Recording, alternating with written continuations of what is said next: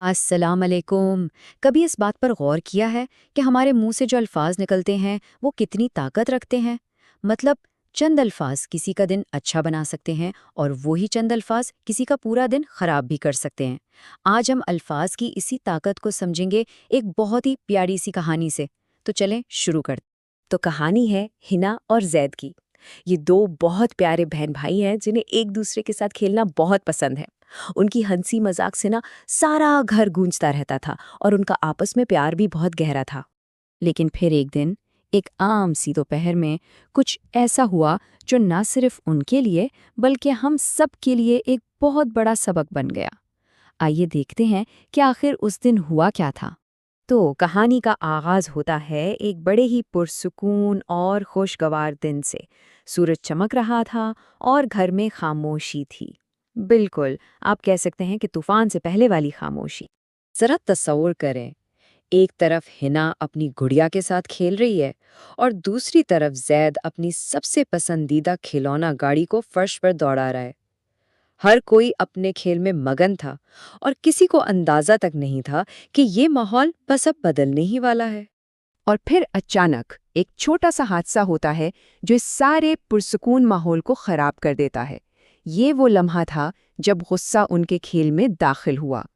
ہوا کچھ یوں کہ زید کی گاڑی غلطی سے سیدھا ہنا کی گڑیا سے جا ٹکرائی اور دھڑام، گڑیا کا ایک ہاتھ ٹوٹ گیا۔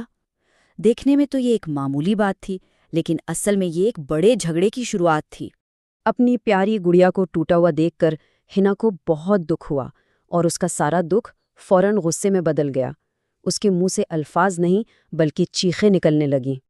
اس نے غصے میں چیخ کر کہا، تم نے میری گڑیا توڑ دی، تم کتنے بے وقوف ہو۔ اب یہ جو الفاظ تھے یہ صرف الفاظ نہیں تھے، یہ تو سیدھے زید کے دل میں تیر کی طرح لگے۔ اور پھر وہی ہوا جو اکثر ہوتا ہے، غصے کے جواب میں غصہ ہی آتا ہے۔ ہنا کی باتیں سن کر زید بھی بھڑک اٹھا اور اس نے بھی پلٹ کر جواب دیا۔ اب بات گڑیا کے ٹوٹنے سے بہت آگے نکل چکی تھی۔ زید نے بھی وہی الفاظ استعمال کیے، تم خود بے وقوف ہو۔ اور بس یہیں سے ہمیں پتہ چلتا ہے کہ کیسے غصے میں کہے گئے الفاظ ایک چھوٹی سی چنگاری سے پورے جنگل میں آگ لگا سکتے ہیں۔ لیکن یہیں پر کہانی میں ایک موڑ آتا ہے۔ جب ان کے ابو نے یہ سب سنا تو وہ غصہ کرنے کے بجائے بات کو سنبھالنے کے لیے آئے۔ یہاں سے ہمیں حکمت اور رہنمائی کا سبق ملتا ہے۔ ان کے والد نے انہیں ڈانٹنے کے بجائے بہت آرام سے ان کے پاس آ کر بیٹھنے کا فیصلہ کیا۔ ان کا مقصد سزا دینا نہیں تھا بلکہ انہیں کچھ سکھانا تھا۔ ابو نے غصے کا جواب پیار اور حکمت سے دیا۔ انہوں نے بچوں کو قرآن پاک کی ایک بہت ہی خوبصورت بات بتائی، ایک ایسی بات جو ہمیں بہترین طریقے سے بات کرنا سکھاتی ہے۔ آیت کا مفہوم بہت گہرا ہے، اور میرے بندوں سے کہہ دو کہ وہ بات کہیں جو سب سے اچھی ہو۔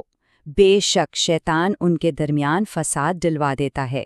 ابو نے سمجھایا کہ جب ہم غصے میں برے الفاظ استعمال کرتے ہیں تو دراصل ہم شیطان کو موقع دیتے ہیں کہ وہ ہمارے رشتوں میں پھوٹ ڈال دے، بالکل ویسے ہی جیسے ان دونوں کے درمیان ہو رہا تھا۔ بات کو اور اچھے سے سمجھانے کے لیے ابو نے ایک حدیث مبارکہ کا بھی ذکر کیا، جس سے نرمی سے بات کرنے کی اہمیت اور بھی زیادہ واضح ہو جاتی ہے۔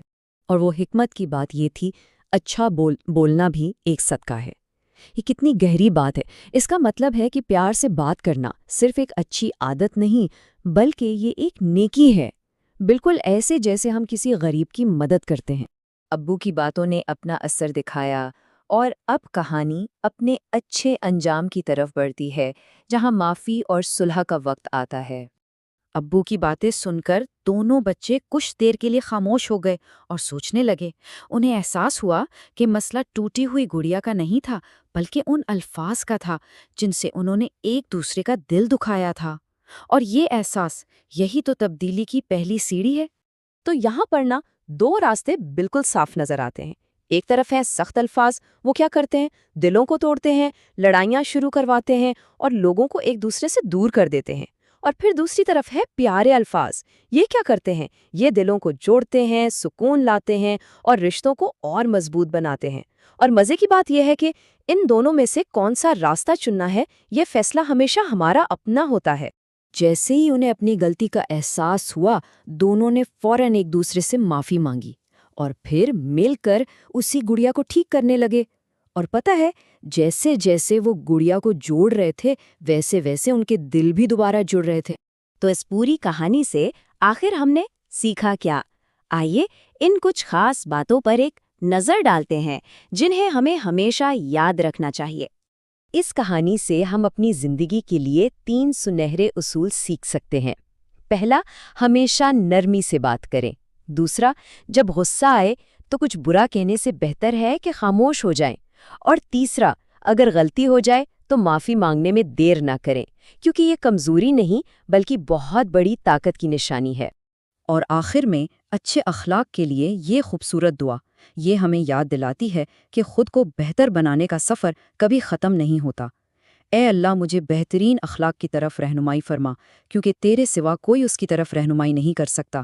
یہ عاجزی اور مسلسل بہتری کی دعا ہے۔ اور اب جاتے جاتے بس ایک چھوٹا سا سوال جو ہم سب خود سے پوچھ سکتے ہیں، آج وہ کون ہوگا جس سے ہم نرمی اور محبت سے بات کریں گے؟